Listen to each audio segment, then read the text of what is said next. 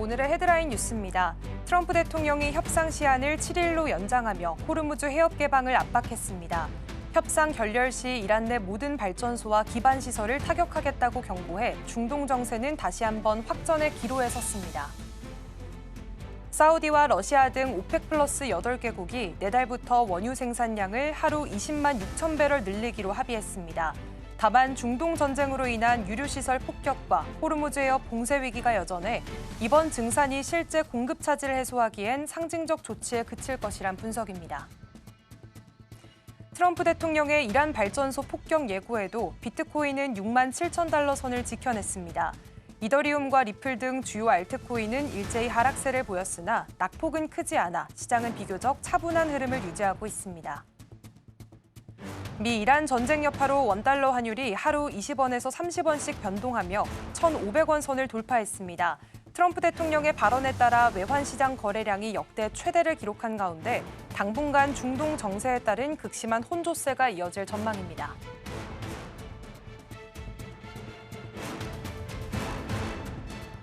시청자 여러분 안녕하세요. 출발 증시와이드 1부 시작합니다. 진행의 김고은입니다. 지난주 금요일 국내 증시는 양시장 상승으로 마감했습니다.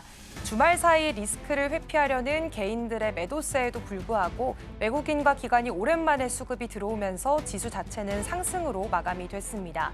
다만 주말 사이에 트럼프 대통령은요, 협상 유예 기한을 하루 더 연장하기로 했습니다. 기존 6일이었는데 7일로 연장이 되면서 48시간 이내에 이제 이란과 타결이 될 것인지 이 부분들의 시장은 더욱더 주목을 하고 있습니다. 지난주 금요일 뉴욕 증시는 휴장이었습니다. 그렇기 때문에 오늘은 다양한 경제 지표와 이슈들로 함께 살펴보도록 하겠습니다. 네, 지난주 금요일은 부활절 휴장을 맞았습니다. 뉴욕 증시는 뉴욕 증시는 휴장을 하면서 열지 않게 됐는데요. 그런데 이 안에서 경제 지표들은 여전히 발표가 됐었죠. 특히나 시장이 주목했던 건 미국의 3월 고용 보고서에 대한 내용이었습니다. 한마디로 정리를 해보자면 고용이 생각보다 훨씬 더 좋게 나왔다가 방점이었는데요. 자세한 내용들 짚어보겠습니다. 3월 비농업 일자리가 17만 8천 명 증가하게 됐습니다. 시장의 예상치가 약 5만 9천 명 정도였는데요. 지금 예상치보다도 3배 수준 이상으로 서프라이즈한 결과가 나오게 됐습니다. 여기에다가 실업률 또한 4.3%로 하락을 하게 됐었죠. 그렇기 때문에 고용 불안에 대한 우려가 조금 더 완화되는 움직임들도 나타났습니다. 그런데 자세한 내용들을 살펴보니까요. 겉으로는 굉장히 좋게 나왔는데 그 내용들은 달랐다라는 것이 시장의 시선이었습니다. 지금 이번 고용 증가의 상당 부분이 의료 부문과 건설 레저 부문에서 발생을 하게 됐는데요. 먼저 의료 부문을 살펴보면 헬스케어의 한 기업이 지난달 파업을 했는데 파업이 끝나게 되면서요. 이 인원들이 복귀한 영향이 컸습니다. 그리고 건설과 레저 부문에서는요. 1월까지 있었던 한파 이후에 역시나 복귀한 인원들이 모두 포함이 된 건데요. 결과적으로는 고용이 신규 창출됐다기보다는 지금 복귀 효과가 더 컸다라는 점들이 확인이 됐고요. 실제로 이런 복귀 인원들을 빼고 봤을 때 순수 일자리 증가폭은 15,000명 수준에 그쳤다라는 부분들이 확인이 됐습니다. 그리고 더 자세히 살펴보도록 하겠습니다. 이 안에서 중요했던 지표는 경제활동 참가율입니다. 이건 역시나 61.9%로 떨어지게 되면서요. 2021년 이후에 최저 수준을 기록하게 됩니다. 결국 구직 자체를 포기한 사람들이 늘었다라는 의미고요. 채용률 또한 3.1%로 이 정도 수준은 코로나 팬데믹 당시와 같은 수준입니다. 사실 팬데믹 때는 고용시장이 거의 멈춰있던 상황이었는데 지금은 고용시장이 잘 굴러가고 있는 상황에서 채용률이 코로나 때와 같다라고 본다면 고용시장 자체가 위축이 되어 있다라는 부분들이 확인이 되는 겁니다. 결국 겉으로는 고용이 좋아 보이게 나왔지만요. 실제 고용시장의 체력은 약해진 상태로 해석이 가능합니다. 그렇다 보니까 시장의 초점은 이제 고용 지표가 아니라 인플레이션 지표로 향하고 있는 상황이죠. 그렇다면 다음 장으로 넘어가 보겠습니다. 이번 주에는 금요일 밤에 CPI가 발표가 되는데요. 시장은 이 데이터를 조금 더 주목하고 있습니다. 지금 시장의 예상치는 전월 대비 0.9% 상승, 근원 CPI도 0.3% 오를 것으로 예상을 하고 있고요. 그리고 전년 대비로 본다면 3.4%의 상승과 근원 CPI도 2.7% 상승으로 예상을 하고 있습니다. 지금 시장이 예상치를 상당히 높게 잡아놨기 때문에 만약에 실제 수치가 나왔을 때 예상보다 낮게 나온다면 호재로 해석이 가능하겠고요. 지금 이 예상치보다도 더 높은 수치가 발표가 된다면 시장은 충격으로 받아들이게 될 겁니다. 그리고 이번 수치의 경우에는 전쟁 이후에 유가 상승이 처음으로 반영되는 데이터이기 때문에 시장에서는 민감도가 굉장히 높은 상황입니다. 그런데 이런 상황에서 트럼프 대통령 이번 고용 데이터 그리고 각종 데이터들을 받아들고 고용 호조와 무역 적자 감소가 자신의 정책 덕분이다라고 이야기를 하면서요. 고마워 관세라는 글을 SNS에 올리기도 했습니다. 다만 시장에서는 이게 기저효과 영향으로 바라보고 있는 상황이고요. 그런 와중에 중동 정세 상황들도 함께 살펴보도록 하겠습니다. 제가 이 자료를 준비했을 당시에는 데드라인이 기존 6일까지였는데요. 한국 시간으로는 내일 오전 9시까지였습니다. 그런데 간밤에 트럼프 대통령이 이 기한을 하루 더 연장하겠다라고 이야기를 하면서요. 우리 시간으로 수요일 오전 9시까지로 하루 더 연장이 됐습니다. 이 부분들 짚어보셔야 되겠고요. 지금 48시간 내에 합의가 없다면 지옥문이 열린다라고 이야기를 합니다. 이에 대해서 이란 또한 지금 지옥문은 당신을 위해 열릴 것이라면서 여러 가지 설전들을 펼치고 있는 그런 과정입니다. 이 안에서 역시나 중요한 건 호르무즈 해협이 개방되는지 여부가 관건이 될 텐데요. 이란은 지금 국가에 따라서 선별적으로 통과시킨다는 입장을 고수하고 있습니다. 예를 들면 이라크는 형제국이기 때문에 통과를 허용한다라고 밝힌 상태고요. 그리고 생필품이나 사료 같은 인도적인 물자가 실린 선박들도 통행이 가능하다라고 밝혔습니다. 그런데 어떤 기준으로 우호국과 적국을 나누게 될지 그리고 해운사들이 위험을 감수하고 호르무즈 해협을 통과할지는 굉장히 불투명한 상황입니다. 그리고 이란 파르스 통신에 따르면 지난 24시간 동안 이 해협을 통과한 선박들이 총 15척이 되는 것으로 밝혀졌고요. 실제로 일부 선박들이 제한적으로 통과를 하긴 했지만 여전히 불확실성 구간에 들어서 있다라는 부분들도 확인해 보겠습니다. 다음 장 넘어가 보시죠. 이런 와중에 주말 사이에는 군사 긴장이 고조되는 이슈도 있었습니다. 미국 F-15 전투기가 이란 상공에서 격추가 되면서요. 미군 특수부대를 투입을 하면서 구조 작전이 진행이 됐었는데요. 해당 전투기에는 2명이 탑승을 해 있었고 1명은 곧바로 구조가 됐지만 나머지 1명은 적진의 깊숙한 곳에 실종이 되면서 상황이 급박하게 흘러갔습니다. 그리고 이 구조하는 과정 내에서 미국과 이란의 교전이 벌어졌고요. 다행히 이틀간의 교전 끝에 무사 구조가 됐습니다. 그리고 이뿐만 아니라 지금 A-10 공격기의 경우에도 호르무즈 인근에서 피격을 당하면서 추가적인 항공기 피해들이 계속 발생을 하는 상황이었습니다. 역시나 트럼프 대통령의 압박들 이어가고 있죠. 발전소와 교량 등을 폭격하겠다라고 밝히면서 시간 내에 호르무즈 해협을 개방해라라고 압박을 계속하고 있는 상황이고요. 지금 협상 데드라인이 48시간으로 더 늘어났기 때문에 이 시간 안에 어떻게 전개되는지에 따라서 증시의 변동성이 더 확대될 수도 있다라는 점 확인을 해보셔야 되겠습니다. 그리고 이 안에서 이스라엘 정부도 준비가 완료됐다라는 메시지를 내비치고 있는데요. 이스라엘의 경우에는 이란의 에너지 시설을 타격할 준비가 되어 있고 미국의 승인만 기다리고 있다라고 이야기를 하면서요. 지금 협상이 결렬될 시에 미국과 이스라엘의 공조 공격 가능성까지 부각이 되고 있습니다. 만약에 이 부분들이 실행이 된다면 실제로 국제 유가가 정말 통제하기 어려운 수준까지 치솟을 수도 있다라는 부분들을 또 경고하고 있는 상황입니다. 다음 장으로 넘어가 보겠습니다. 그렇다면 지금 협상 가능성 완전히 닫혀 있을까요? 그건 아닌데요. 지금 이란 아바스 아라그치 장관은 주말 사이에 파키스탄이 중재하는 회담을 거부한 적이 없다라고 밝히면서요. 이란이 협상 자체를 거부하고 있진 않는 모습들도 나타납니다. 다만 조건 자체가 충족이 돼야 협상에 나선다라는 입장은 지속하고 있는데요. 지금 이란 측의 입장은 휴전 대신 종전을 원하고 있고요. 그 안에서 배상에 대한 문제 그리고 다시는 공격 공격하지 않겠다라는 그런 확답을 받고 싶어 합니다. 그렇기 때문에 지금 48시간이라는 데드라인 안에 이런 부분들이 합의가 될지 이 부분들을 살펴보셔야 되겠습니다. 그리고 이 안에서 미국, 이제는 2000조국이다라는 이야기들이 좀 나오고 있는데요. 미국이 국방비를 크게 늘린다라는 이슈가 함께 붙어 있습니다. 백악관이 2027 회계연도 국방 예산으로 약 1조 5천억 달러, 그러니까 우리 돈으로 환산하면 2천조 원을 의회에 요청할 계획인 것으로 전해졌습니다. 이건 기존 대비해서 40%나 증가하게 되는 거고요. 2차 세계대전 이후 최대 폭의 증액 시도라고 평가를 받고 있습니다. 그런데 지금 이 국방비 재원을 마련하기 위해서 기후나 주택, 교육 분야 등에서 국내 예산을 줄이기로 지금 감행을 하고 있고요. 일부 복지 지출 축소에 대한 가능성까지 언급이 되면서 지금 미국 내에서 논란은 더욱더 커지고 있는 상황입니다. 다만 여기에 따라서 수혜를 받아가는 업종들도 있죠. 바로 방산주들인데요. 그렇기 때문에 RTX나 로키드 마틴, 노스롭 그루먼, 보잉까지 모두 수혜를 받아갈 수 있다라는 부분에서 한 번 더 주목을 해보셔도 좋을 것 같습니다. 그렇다면 다음 장으로 넘어가 볼까요? 그리고 지금 4월에는 우주항공 관련해서도 이벤트들이 상당히 많았습니다. 우주항공에서도 투자 포인트를 세워볼 수 있을까 해서 가지고 와봤는데요. 우선 지난주에는 아르테미스2가 무사히 발사에 성공했고 스페이스X의 IPO도 본격적인 절차를 밟고 있는 단계입니다. 그리고 이 안에서 스페이스X가 기업 가치가 계속해서 급등하고 있다라는 이야기들이 들려오고 있습니다.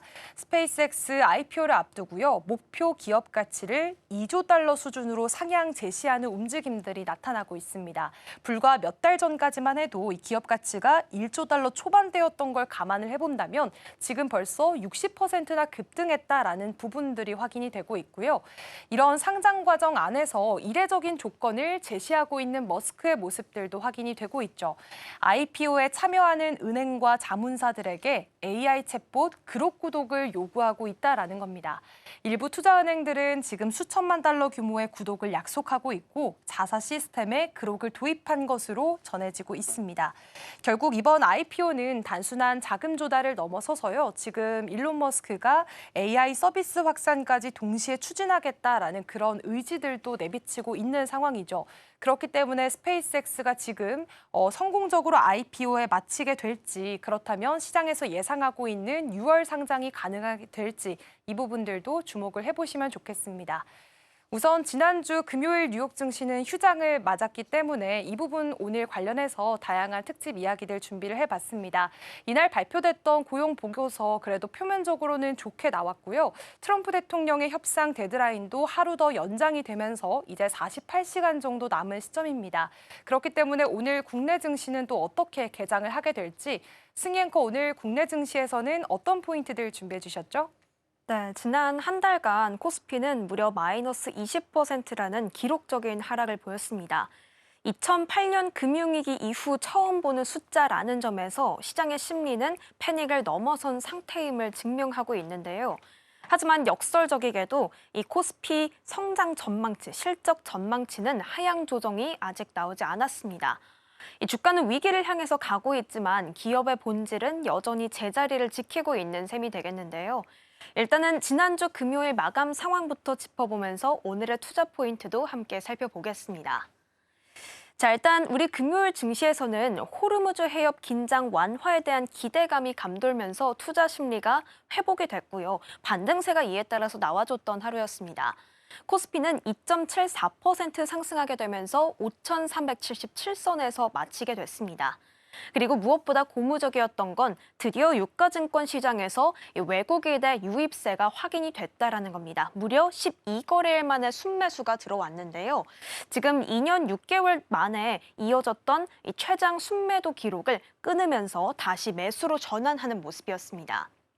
이날 기관도 함께 순매수에 동참을 했고요. 반면에 개인 같은 경우에는 2조 원 넘게 팔면서 차익 실현에 나섰습니다. 자, 한편 코스피가 2%대의 상승 탄력을 보여줬던 것과는 다르게 코스닥은 0.7% 정도의 상승에 그치면서요. 1063선에서 마치게 됐습니다.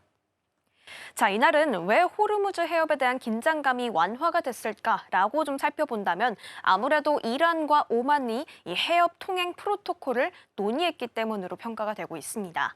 심지어 제한적인 개념이 아니라 안전한 통과를 위한 절차를 논의 중이다라는 소식이 나오게 되면서 전쟁 장기화에 대한 우려가 줄어들게 됐고요. 그러면서 위험 자산 선호 심리가 깃들게 됐습니다. 이 호르무즈 해협 재개방에 대한 움직임은 추가로 더 포착이 됐었는데요. 바로 한국을 포함한 40개국 장관들의 회의가 이어졌습니다. 영국의 주도하에 지금 이 회의가 이어졌고 여러 가지 대응책들을 논의하기 위한 자리였습니다. 아무래도 호르무즈 해협에 대한 재개 이런 부분을 논의하기 위한 자리였고요. 다만 미국은 해당 회의에 참석하지 않는 모습이었습니다. 자, 이렇게 긴장감이 조금 줄어들게 되자 그동안 계속해서 매도세를 보였던 반도체 그리고 일부 대형주 쪽으로 지금 저가 매수세가 지난 금요일장에서는 유입이 되는 모습들이 나왔습니다. 우선은 해당 종목들 한번 개별적으로 체크해 보도록 하겠습니다. 자, 먼저 반도체입니다. 삼성전자와 SK하이닉스가 강력한 반등세를 보이면서 지난 금요일장의 중심축이 되었는데요. 삼성전자는 4%, 하이닉스는 5%대의 상승 탄력을 보여주면서 마감을 하게 됐습니다. 일단 삼성전자 쪽에서는요, CT가 이번에 내일 발표될 예정이죠. 1분기 영업이익에 대해서 50조 원을 전망하면서 목표 주가를 30만 원으로 상향하는 그런 움직임도 나왔습니다. 삼성전자를 중심으로 한 실적 기대감이 감돌게 됐었고요. SK하이닉스 같은 경우에는 단독 보도를 통해서 이제 미국 ADR 상장을 위한 주관사를 선정했다라는 소식이 좀 들려왔습니다. 주관사 같은 경우에는 CT 그리고 골드만삭스, JP모건 그리고 뱅크 오브 아메리카 등이 낙점이 된 상태로 보여지고 있습니다. 자, 이러한 가운데 조선주도 이날 강세였습니다. HD현대중공업의 9%대 상승 탄력이 가장 눈에 띄었는데요. 일단 그 이유를 살펴보자면 HD한국조선해양이 LPG 운반선을 비롯한 총 12척, 1조 2천억 원 규모의 수주 계약 소식이 나오게 되면서 매수세가 유입이 되는 양상이었습니다. HD현대중공업뿐만 아니라 하나오션과 삼성중공업 또한 함께 오르면서요. 조선 그리고 기자재까지 해당 움직임들이 확산되는 그런 모습들이 나왔습니다. 자, 그리고 이어서 바이오 쪽도 한번 체크를 해보도록 하겠습니다. 알테오젠이 이날 3.84% 상승하게 되면서 에코프로를 제치고 시총 1위에 안착하는 모습도 함께 포착이 됐습니다. 그리고 그동안 급락세를 보였던 삼천당 제약 또한 6%대 나흘 만에 상승 전환하는 모습이었는데요. 일단 오늘 기자회견이 좀 예정이 되어 있습니다. 최근에 있었던 논란 그리고 향후 사업 방향들을 발표할 예정이라고 하니까요. 이 안에서 어떤 발언이 나오는지 오늘 체크해 볼 필요가 있겠습니다. 자, 이어서 광통신 관련주들도 동반 상승하는 양상이었습니다. 일단 광통신이라고 한다면 저희가 마켓 클로즈업에서도 짚어드렸지만 젠스낭 CEO의 발언을 통해서 이 움직임이 확산되는 양상이었죠. 최근에 대내외적으로도 투자를 이어가는 혹은 인수를 추진하는 그런 모습들이 포착이 되면서 여러 가지 투자 기회가 살아나고 있는 분위기입니다. 그리고 광통신 관련주들의 흐름을 보시면요. 최근에는 상한가를 찍은 종목이 있다면 이제 다른 종목으로 이 상한가가 이동하게 되는 매수세가 이동하게 되는 상한가의 순환매 양상이 보이고 있다는 점 함께 우리가 주목해 볼 부분이 되겠습니다. 자, 그리고 이어서 풍력도 함께 강세였습니다. 에너지 공급에 대한 불안은 여전히 이어지고 있는 만큼 그리고 이재명 대통령의 발언도 있었던 만큼 이 신재생 에너지 관련주들의 관심도는 여전히 이어지고 있죠. 이날은 풍력이 좀 분위기가 좋았는데요. SK 이터닉스가 24%대 급등세를 시원해줬습니다. 자, 이렇게 전반적으로 반등세가 나왔던 우리 시장이었습니다. 이제는 전쟁이 고점을 통과했다라는 이야기가 들려오게 되면서 우리 시장은 투자 심리를 일단 금요일장에서는 좀 회복하고 있는 모습이었는데요. 일단 업계에서는 4월 말 정도에 지금 전쟁에 대한 마무리 수순이 이어질 것으로 전망하고 있습니다. 그런데 이 전쟁 국면이 잦아들게 된다면 우리 국내 그리고 해외에서도 반도체가 가장 먼저 반등할 것이다라는 분석이 나오고 있는데요. 사실 전쟁이 이어지는 동안 이 글로벌 IB들은 우리 국내 반도체 투톱의 눈높이를 연이어서 올렸습니다. 이런 것도 같은 골자가 되겠죠.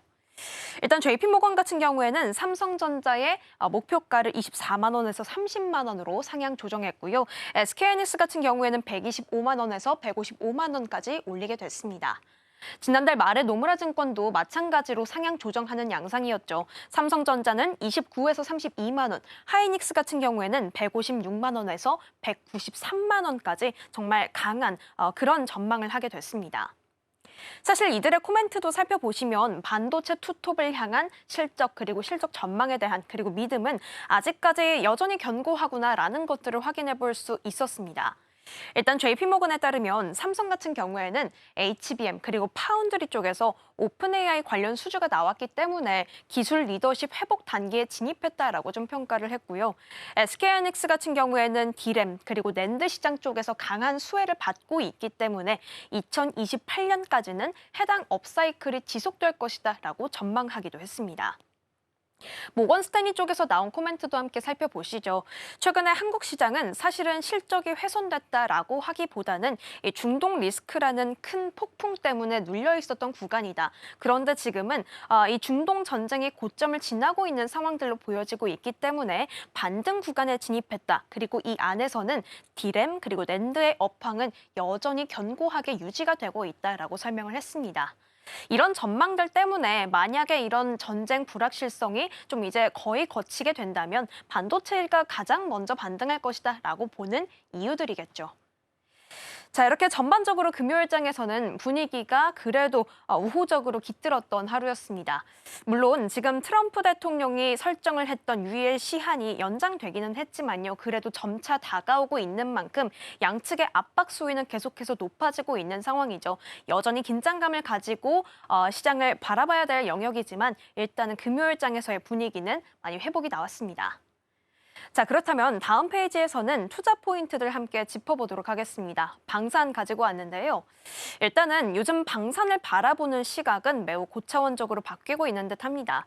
사실 전쟁이 이어지는 상황 속에서 방산이 가장 주목을 받았었는데 요즘은 전쟁이 진행되는 과정보다는 전쟁 이후의 상황에 더 주목하면서 관련 주가들이 기대감을 받는 분위기가 나오고 있습니다.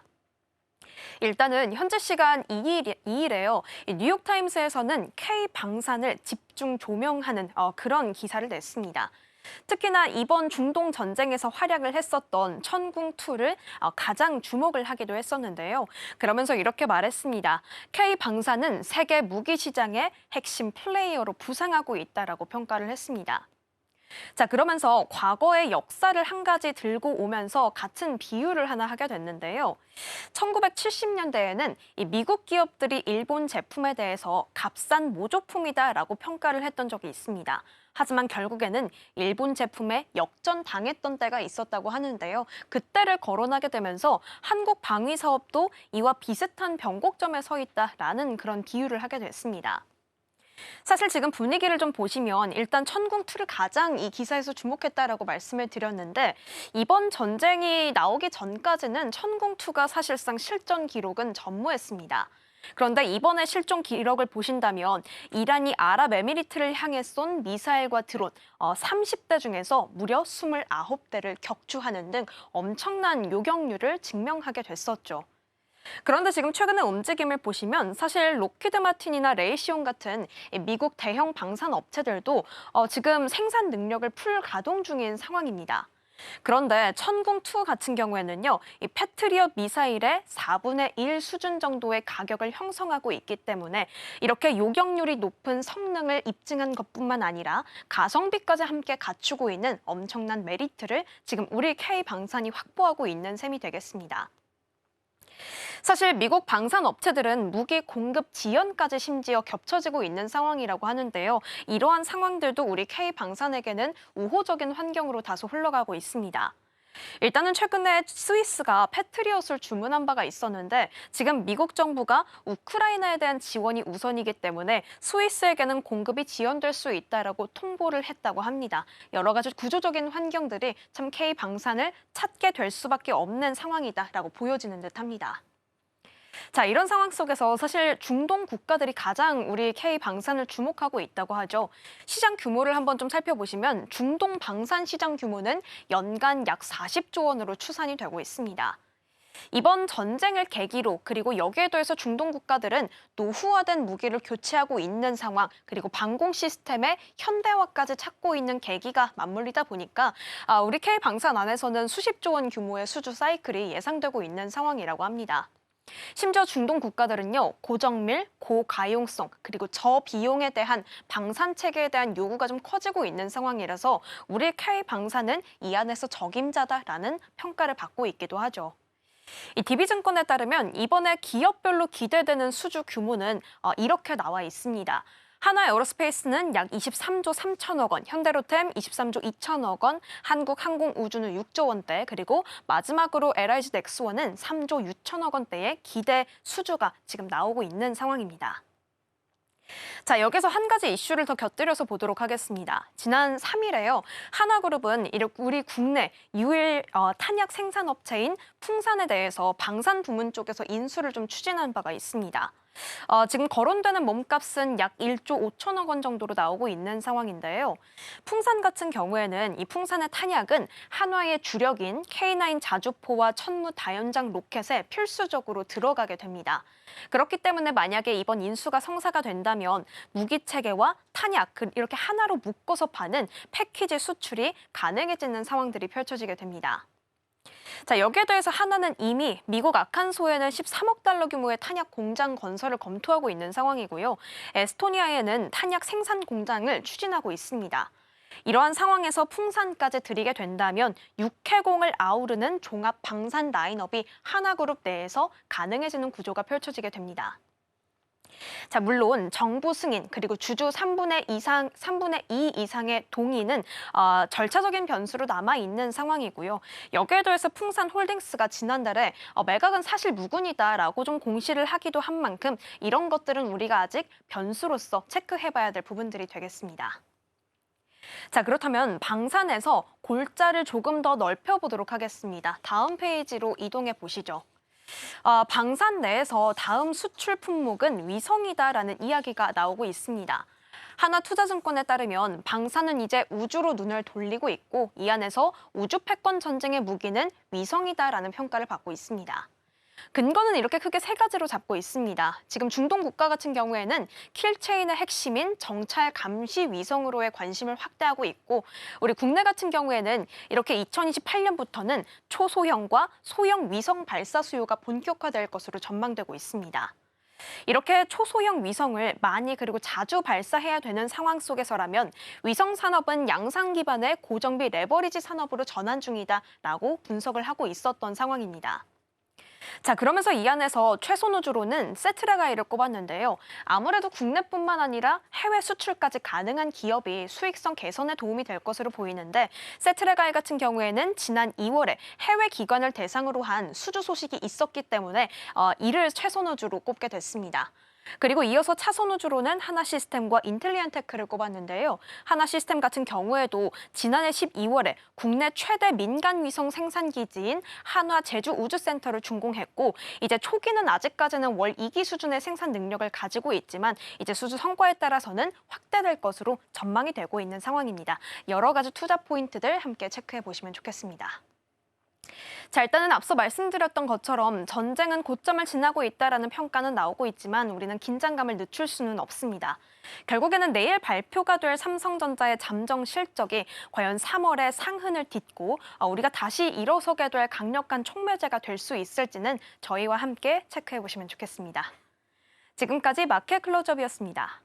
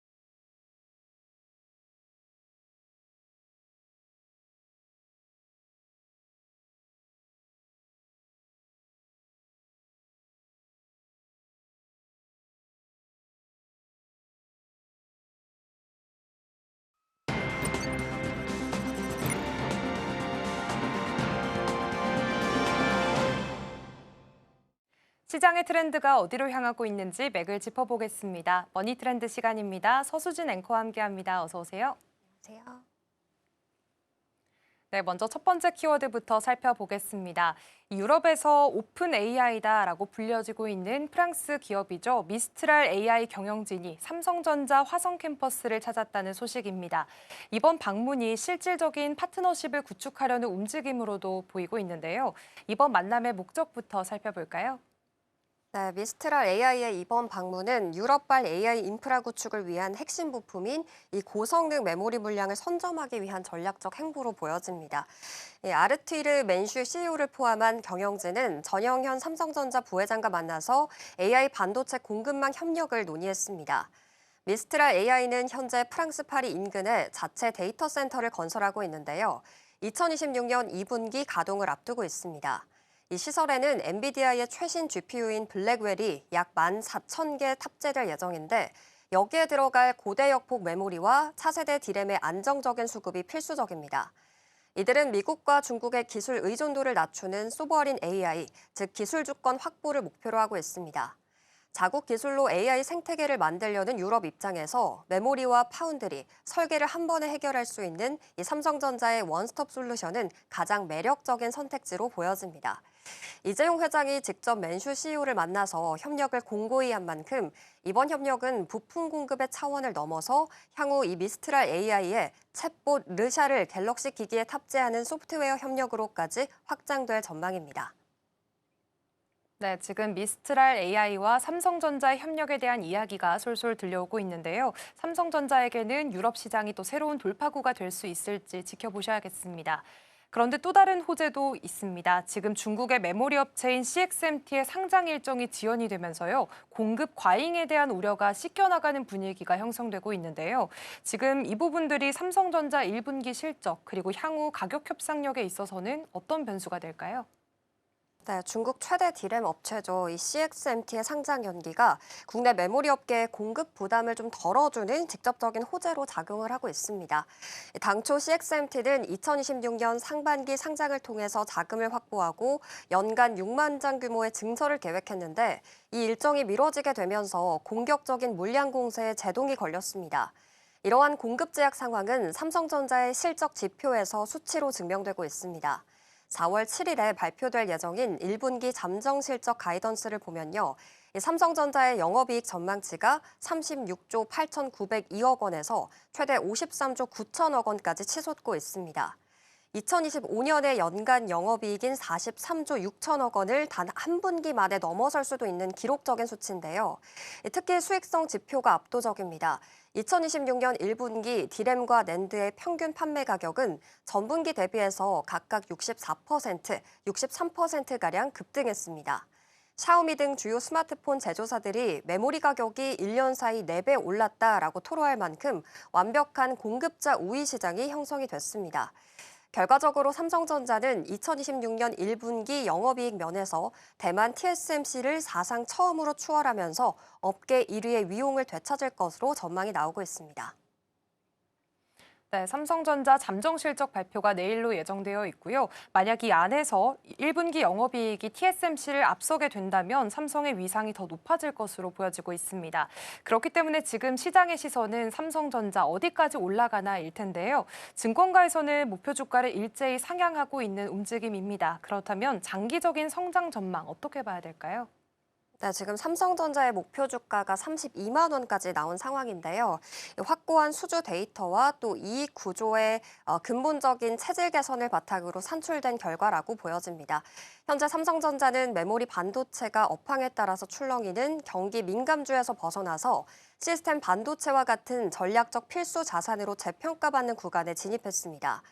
우선 수주 측면에서 차세대 메모리의 성장세가 독보적입니다.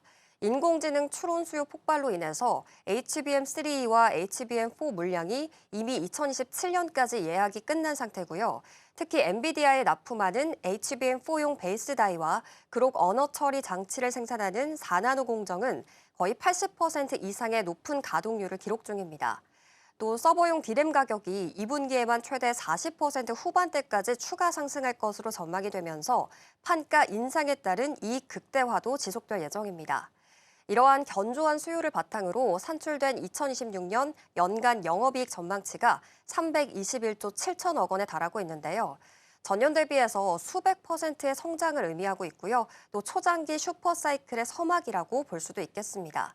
그동안 할인의 요소로 적용이 됐던 파운드리 사업부도 적자폭을 1조 원대로 대폭 줄이면서 수익 구조에 기여하기 시작했는데요.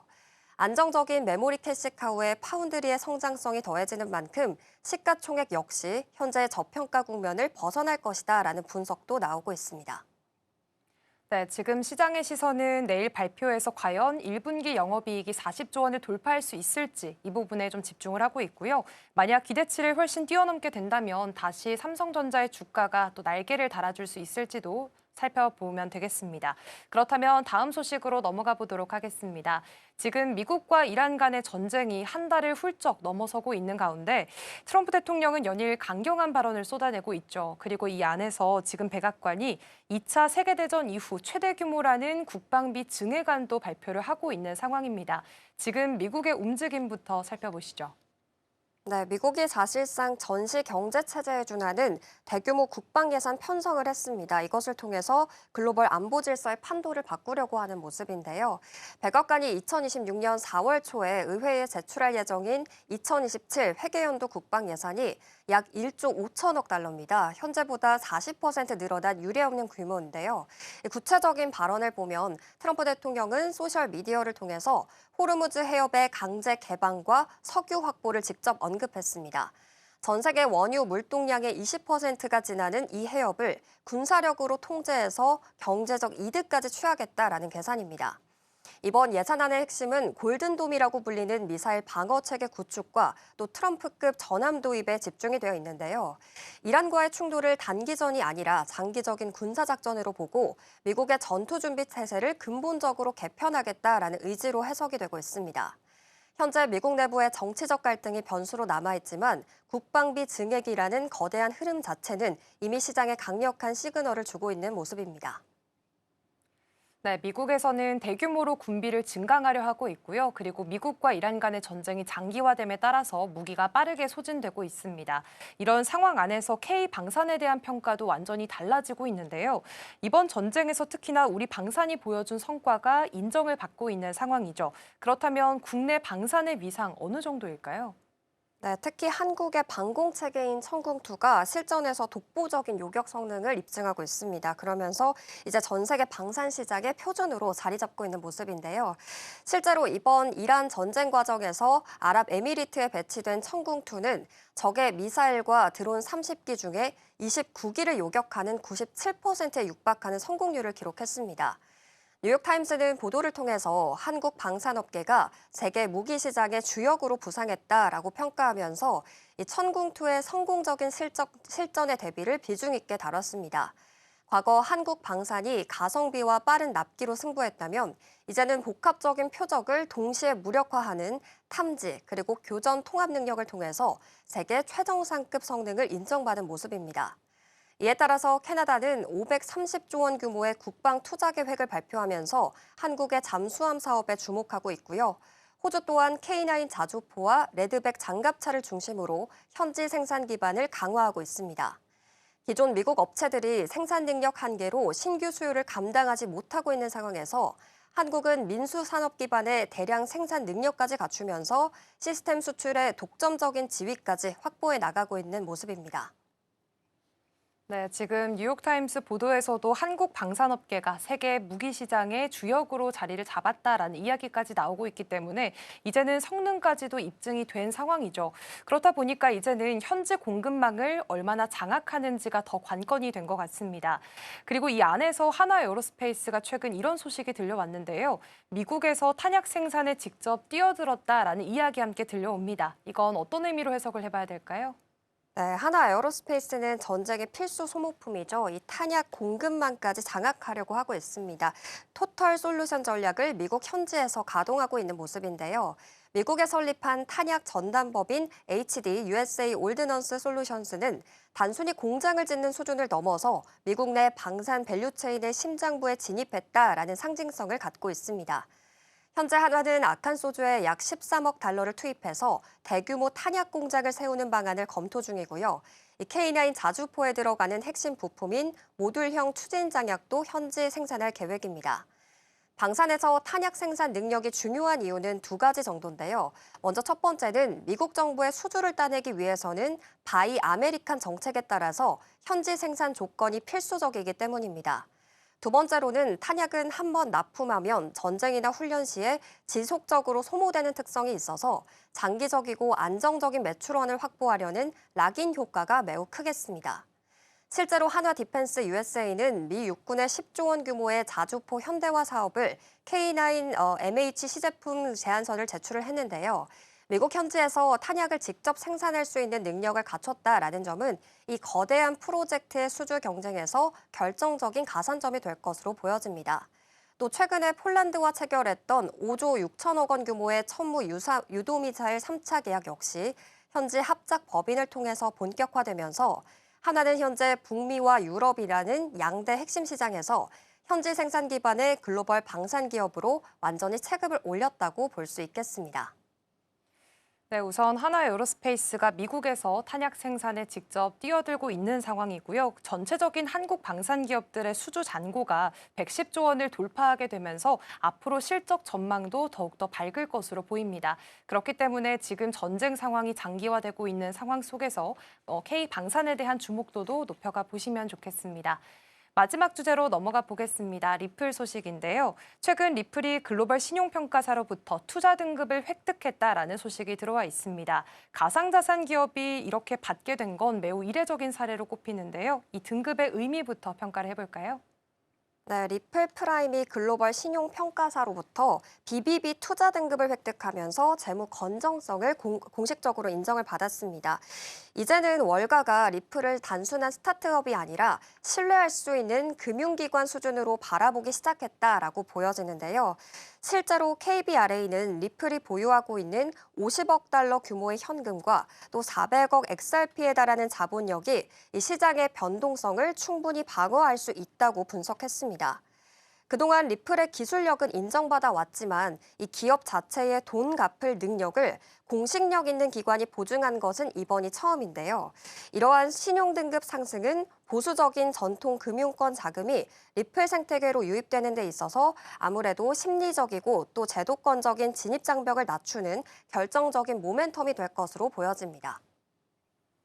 네, 지금 리플이 글로벌 신용평가사로부터 투자 등급을 획득하게 되면서 재무 건전성을 공식적으로 인정받게 됐고요. 앞으로 제도권 자금이 조금 더 진입하기에 쉬울 것으로 보입니다. 그리고 여기에다가 리플이 스위프트의 공식 파트너로 합류했다라는 소식까지도 함께 들려옵니다. 이 부분들이 조금 더 큰 호재로 작용할 수 있을지가 관건인데요. 이 부분에 대해서도 자세히 살펴볼까요? 네. 리플 트레저리가 스위프트 인증 파트너에 합류를 하게 됐습니다. 그렇게 되면서 전통 금융망 그리고 블록체인 인프라가 하나로 통합된 모습을 확인할 수가 있었는데요. 이제 기관 투자자들은 복잡한 절차 없이 스위프트 네트워크 안에서 법정 화폐와 XRP 그리고 리플의 스테이블 코인인 RLUSD를 동시에 관리할 수가 있게 됐습니다. 이제 여기 안에서 특히 최근 공식 발효된 미국 통화감독청의 신규 규칙이 큰 힘을 실어주고 있는 모습인데요. 이 규칙은 신탁은행의 비신탁 업무 확장을 허용하는데 이를 통해서 리플은 미국 주류 은행 시스템 내부에서 합법적으로 활동할 수 있는 명분을 얻었습니다. 결과적으로 기업들은 기존 스위프트망을 그대로 쓰면서도 필요할 때만 XRP를 활용해서 실시간으로 정산하는 이중정산 시스템을 선택할 수가 있게 된 거고요. 국경 간 결제 속도를 획기적으로 높일 수도 있고 리플의 실질적인 사용량을 폭발적으로 늘리는 계기가 될 것으로 보여집니다. 네, 리플이 이렇게 지금 스위프트의 공식 파트너로 합류를 하게 되면서 앞으로 국경 간 결제 속도에 있어서도 양방향으로 모두 사용을 할 수가 있다라는 부분에서 시장에서는 더 큰 호재로 받아들이고 있는 상황입니다. 그렇기 때문에 앞으로 기업들 또한 XRP를 더욱더 활용할 수 있는 가능성들이 높아지고 있는 상황인데요. 이렇게 기술적인 신뢰도 그렇고 또 제도적인 기반도 동시에 갖춰지고 있는 상황이기 때문에 사실 투자자분들이 가장 궁금해할 부분 부분은 가격에 대한 이야기인 것 같습니다. 앞으로 XRP가 가지고 있는 경쟁력 대비해서 가격 전망 어디까지 올라갈 수 있을까요? 네, 사실 가격 전망에 대해서는 조심스럽지만 긍정적인 분위기가 감지되고 있습니다. 특히 여기에서 리플의 데이비드 슈워츠 CTO가 XRP가 스테이플 코인이 대체할 수 없는 세 가지 핵심 무기를 가졌다고 강조하면서 이 기관의 비관론을 일축한 모습인데요. 일단 첫 번째 무기는 중립적인 가교 역할입니다. 스테이블 코인은 이 특정 국가의 법정 화폐 가치에 종속되어 있어서 서로 다른 통화를 사용하는 글로벌 금융 환경에서는 유연성이 크게 떨어집니다. 반면에 XRP는 특정 국가의 화폐 시스템에 묶여있지 않은 중립적인 자산이기 때문에 국경을 넘나드는 브릿지 자산으로 기능을 할 때 최적의 효율성을 발휘할 수가 있겠습니다. 현재 리플은 전통금융의 핵심 인프라로 자리 잡는 과정에 있습니다. 그렇기 때문에 스위프트와의 결합과 투자 등급 획득이라는 강력한 펀더멘털이 뒷받침되고 있어서 시장에서는 XRP의 자산 가치가 점진적으로 상향 평준화될 것으로 전망하는 시각이 많습니다. 특히 대규모 기관 채택이 본격화될 경우 과거와는 차원이 다른 유동성이 공급이 되면서 $20까지 상승할 수 있다라는 전망도 나오고 있는 상황입니다. 네, 지금 리플이 글로벌 결제 시스템의 새로운 표준으로 거듭날 수 있을지, 그리고 대규모 기관 채택이 본격화된다면 $20까지 상승할 수도 있다라는 전망까지도 살펴봤습니다. 오늘 머니 트렌드는 여기서 마무리하도록 하겠습니다. 서수진 앵커와 함께했습니다. 고맙습니다. 출발 증시와이드 일부가 준비한 소식은 여기까지입니다. 본 방송에서 제공해드린 정보는 투자 판단을 위한 조언일 뿐 해당 종목의 가치와 수익률을 보장하지 않습니다. 이어지는 출발 증시와이드 2부도 많은 시청 부탁드립니다. 시청해주신 여러분 고맙습니다.